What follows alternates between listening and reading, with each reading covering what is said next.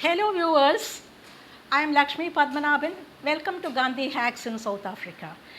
Well, the last episode I concluded, if you remember, with a mention of a book which Henry Pollock gave Gandhi to read on his journey from Johannesburg to Durban. Well, the book was titled Unto This Last, and it was by John Ruskin, the 19th century art critic, social thinker, and philosopher. It was a collection of 4 articles published in 1862. It was a critique of the prevalent ideology that powered capitalism. In the Industrial Revolution, as we all know, as several writers and thinkers and poets had pointed out, killed the independent artisan. And it created two classes of people. On the one hand was the capitalist, the man with the money, whose only motive was profit making and who had no concern for the human beings. And on the other hand was the worker, the exploited worker. Now, Gandhi finished the book in the 24-hour journey from Johannesburg to Durban. He found the book unputdownable. It cast a magic spell on him. And the night that he reached Durban, he did not sleep. He resolved to translate all the ideas of Ruskin into practice in his life. Three of the important principles that Bapu mentions in his book were one, the good of the individual is contained in the good of all. Secondly, it had to do with the dignity of labor.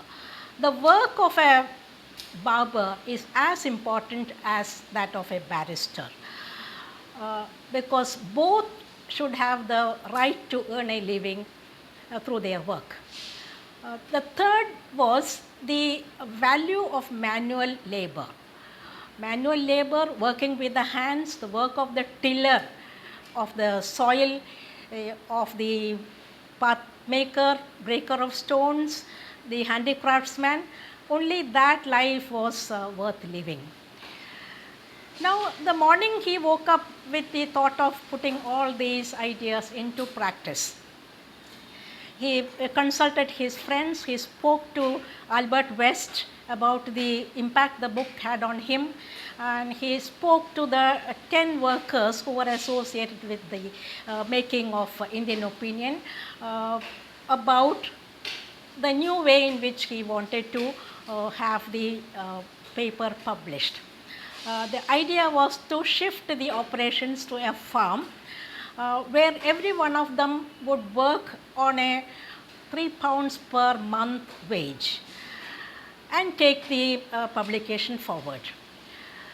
Now, if some of them felt that the wages were too low, they could opt for higher wages and they could become partners in the venture. Now, many of them did not agree to the wage structure. For example, even Madanjit Vyavaharik did not agree with that. But his nephew, Maganlal, was all for it. And the person who worked the press engine, the machine, he was also for it. So, though many of them had objections to the wage structure, all of them agreed to the idea of shifting the operations to a farm. Now, I remember the lines of Shelley. It was a kind of self-portrait wherein he speaks of himself as a beautiful, ineffectual angel who beats his wings in the void in vain. Now, Mohandas Gandhi was not such an angel. He was a very practical, down-to-earth guy, and so he took the next step in his action plan, and that was to give an advertisement in the papers. The ad ran like this: wanted a plot of land in the neighborhood of Durban in the close vicinity of a railway station. Now, the response came from an area called Phoenix. It was within 2.5 miles of Phoenix station. See, Phoenix, by the way, in this context was just the name of a place, and it had no connection, I suppose, with the mythical bird which resurrects itself That is only by the way. So now initially 20 acres of land were bought and another 80 acres were added to it. It was a beautiful green place with a stream running across it and fruit trees like mango and orange and all that. There was also a house in the 80-acre plot which also was bought. So the place was more or less ready for the construction of a building for the press. Construction started straight away. Gandhi's bosom friend Pasi Rustamji supplied the building materials, the iron plates and other materials. And who were the workers, you might ask? Well, Mohandas Gandhi had a team. Remember, he had worked as an ambulance corps leader, captain in the Boer War. There were carpenters and masons and supervisors in that team. They all had followed him to the Phoenix farm. So they began the work, and under a canvas roof, the team, Mohandas Gandhi and company, started their operations. It was a life as close to nature as possible. Living there meant cohabiting with the snakes and various other crawling creatures. Very green and very natural settings they had. All the provisions required, essential provisions, were brought in there within a week, and life began in this fashion. Now, Gandhi had invited several Indians who had come to South Africa in search of a fortune to come and be a part of the settlement. But many of them did not want to come and be part of this unprofitable experiment. One young man, and that was Magan Lal Gandhi, was all for it, and he gave up everything else in favor of living with his uncle. He was his uncle's grandson. So you see that the genes or inheritance does not always travel in a direct straight line. It is not always from father to son and from him to his son. It can take this somewhat indirect route also.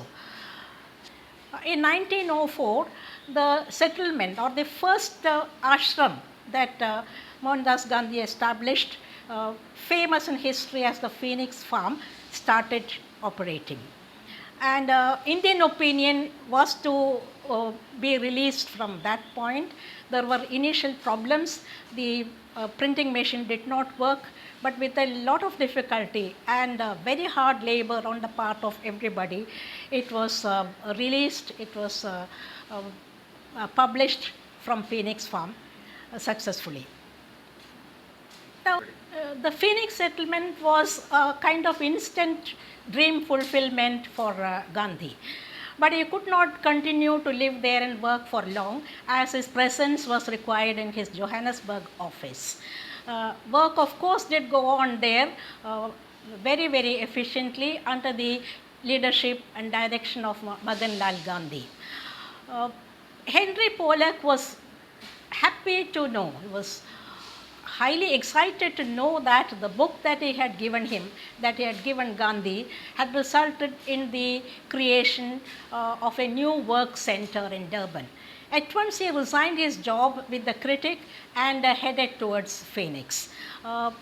He was able to adjust to the very simple lifestyle of Phoenix Farm quite fast, and he would have loved to go on there. He would have loved to be of help to the production of Indian opinion, but even he was not blessed enough to continue there, as his services were required by Gandhi in Johannesburg. He had to go to the Johannesburg office, acquire qualifications to become an attorney, and be of service to Gandhi in that capacity. With two centers of activity which needed his guidance, a return to India was unthinkable. He had promised Kasturba that he would return in a year's time, but now it became clear that it was a promise that could not be kept. And so the next best thing was to bring Kasturba and the children back to South Africa. How the family consisting of Mohandas Gandhi and Kasturba became the nucleus of a much larger extended family is the matter of the next episode. Please wait for it. Please do watch these episodes and make your comments, share, and subscribe. Thank you.